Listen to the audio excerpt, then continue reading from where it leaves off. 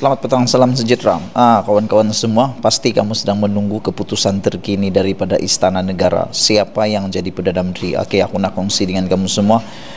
Siapa yang jadi Perdana Menteri? Ini keputusan muktamad daripada Istana Negara yang baru kita dapat, yaitu Agong kini lanjutkan pula tempo pemakluman untuk menjadi Perdana Menteri dan kerajaan sehingga hari esok. Perkara ini memang tak berapa baik untuk negara kita kerana para pelabur yang ada di luar sana sedang menanti siapa kerajaan, siapa Perdana Menteri. Kalau ini terus berterusan, kalau ini terus berlarutan, kita jangka ekonomi kita akan mengalami merundum dan terus merundum dan kita akan rugilah. Jadi kita harap dengan masa yang diberikan oleh Agong yang ada sehingga petang esok, semua pemimpin-pemimpin negara janganlah fikir terlampau gila kuasa, janganlah terlampau memikir untuk dapat keuntungan saja, fikirlah untuk kepentingan negara. Perlombaan untuk menawan Putrajaya semakin rancak hari ini apabila banyak perjumpaan demi perjumpaan telah dirancang, dan aku rasa kamu sudah dapat video gambar-gambar mereka.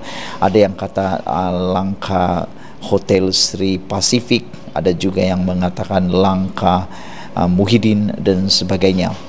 Kelihatan ada banyak perjumpaan yang telah diadakan sepanjang hari ini. Walau bagaimanapun, ini keputusan terkini, keputusan muktamad daripada Istana Negara apabila yang di-Pertuan Agong berkenan supaya tempo pemakluman pembentukan kerajaan dan calon Perdana Menteri dilanjutkan ke pukul 2 petang esok. Pengelola Bijaya Diraja Istana Negara Ahmad Fadil Samsudin mengatakan bahawa Agong telah bertitah untuk memperkenankan supaya permohonan parti dan gabungan terhadap istana hari ini diberikan pada hari esok. Sekian dulu untuk kali ini. Jangan lupa ikuti terus konten yang seterusnya. Selamat pagi, salam sejahtera. Pagi ini ada dua isu yang aku nak cerita dengan kamu semua tentang pembentukan kerajaan yang melibatkan Anwar Ibrahim dan Muhyiddin Yassin, dan juga pemain utama sekarang ini bukan kingmaker tetapi pemain utama kepada keputusan ialah sebenarnya ada dua. Yang pertama, pemain utama di dalam keputusan pada hari ini ialah tentulah yang di-Pertuan Agong, Sri Paduka Baginda yang di-Pertuan Agong. Yang kedua, pemain utama di dalam keputusan kerajaan hari ini ialah tentulah Barisan Nasional. Sebelum aku nak beritahu kepada kamu semua bahawa Anwar Ibrahim sah, memang aku jamin dan aku optimis Anwar Ibrahim akan menjadi Perdana Menteri kerana beberapa hal, perkara penting yang aku nak kongsi pada kamu kejap lagi ini. Tapi ikuti dulu satu perkara yang penting berkenaan keputusan Barisan Nasional. Sebenarnya Barisan Nasional mempunyai dua opsi utama yang ramai orang tak pernah cakap, yang ramai orang mungkin tak tahu. Opsi pertama Barisan Nasional ialah mereka boleh memilih menjadi pembangkang. Barisan Nasional tidak semestinya perlu menjadi kerajaan. Makna kata paling mudah difahami, Barisan Nasional tidak semestinya perlu untuk menyokong Perikatan Nasional ataupun Pakatan Harapan. Barisan Nasional boleh menjadi blok yang berkecuali, atau dengan kata lain mereka jadi pembangkang, tak nak akan bekerjasama. Mereka tidak mau bekerjasama dengan Perikatan Nasional maupun Pakatan Harapan. Apabila itu berlaku, maka Barisan Nasional sah akan menjadi pembangkang. Ada orang cakap pembangkang merugikan. Tidak, aku akan jelaskan sekejap lagi. Sekiranya Barisan Nasional jadi pembangkang, dia tidak merugi kerana ada satu perkara yang boleh diperoleh oleh pihak pembangkang untuk menstabilkan kerajaan yang dipanggil CSA ataupun keyakinan dan perbekalan. Nanti aku nak urai tentang perkara itu sekejap lagi. Tapi opsi yang pertama sudah aku beritahu tadi, opsi Barisan Nasional ialah menjadi pembangkang, tidak menyokong sesiapa kerajaan yang akan dibentuk. Maknanya dia tak sokong PH, dia pun tak sokong Perikatan Nasional. Itu opsi pertama Barisan Nasional. Option kedua yang boleh dibuat oleh Barisan Nasional sebagai pemain utama pembentukan kerajaan pada hari ini ialah apabila mereka boleh memilih sama ada memilih Perikatan Nasional ataupun memilih Pakatan Harapan.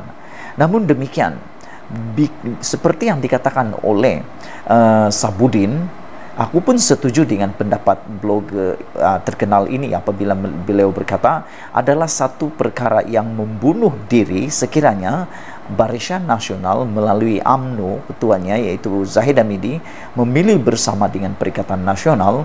Menurut Sabudin itu satu perbuatan bunuh diri untuk Zahid Hamidi dan juga Barisan Nasional, dan ini banyak perkara yang memalukan yang bakal perlu dijilat oleh Barisan Nasional. Antaranya, adakah tak memalukan apabila sekarang ini Zahid Hamidi masih lagi membuat saman terhadap Muhyiddin Yassin berkaitan kes di mahkamah fitnah berkaitan kononnya Zahid Hamidi mahu ditanggung atau dilepaskan, diselesaikan masalah mahkamahnya dan dia perlu meminta tolong daripada Muhyiddin.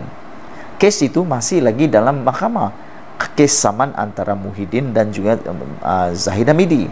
Kalau Zahid datang kepada Muhyiddin, bukankah itu sesuatu memalukan?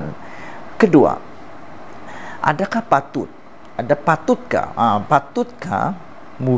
patutkah Zahid Hamidi datang menyokong Muhyiddin Yassin yang pernah dipecat, dipecat oleh Zahid Hamidi dulu? Kenapa saya guna istilah dipecat? Karena waktu Muhyiddin jadi Perdana Menteri, siapa yang menumbangkan Muhyiddin Yassin? Geng Zahid Hamidi. Apabila mereka menarik sokongan daripada menyokong Muhyiddin Yassin sebagai Perdana Menteri, maka tumbanglah Muhyiddin Yassin, naiklah Ismail Sabri. Tidakkah sesuatu yang memalukan dan tidakkah sesuatu yang janggal apabila Zahid kata Muhyiddin adalah Perdana Menteri yang gagal, Muhyiddin adalah kerajaan yang gagal, Muhyiddin lemah dan sebagainya yang telah dikatakan oleh Zahid Hamidi berkaitan Muhyiddin Yassin. Tiba-tiba pula dulu mereka tumbangkan, tiba-tiba pula Zahid angkat semula Muhyiddin. Adakah itu logik? Coba kamu pikir dengan pikiran yang sehat.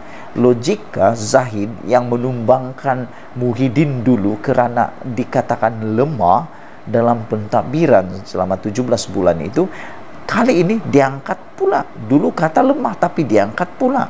Adakah itu logik? Fikir betul-betul. Jadi dua perkara ini akan menjadi faktor kepada penentu mainan Barisan Nasional hari ini. Jadi itu sebab aku optimis Barisan Nasional akan memilih dua option. Yang pertama yaitu mereka tidak akan menyokong mana-mana gabungan, mereka akan sah menjadi pembangkang.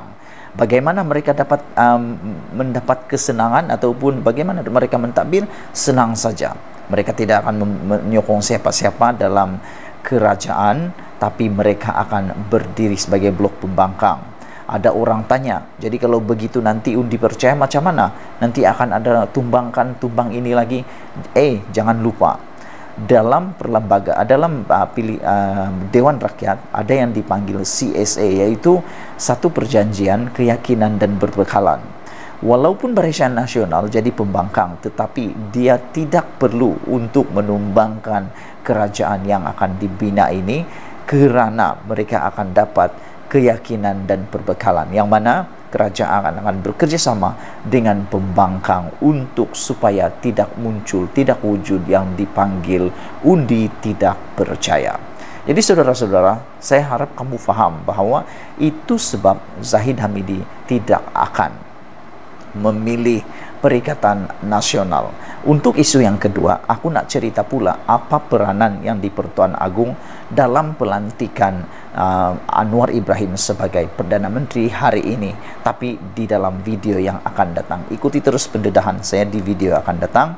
Itu pula saya akan cerita pada kamu semua bagaimana Agong akan melaksanakan tanggung jawabnya sebagai yang di Pertuan Agong hari ini. Dan yang aku fikir ialah aku fikir pada pendapat saya mungkin Agong akan pilih Anwar Ibrahim. Agung akan pilih Anwar Ibrahim sebagai Perdana Menteri kerana beberapa perkara. Jadi ikuti terus video aku yang selepas ini.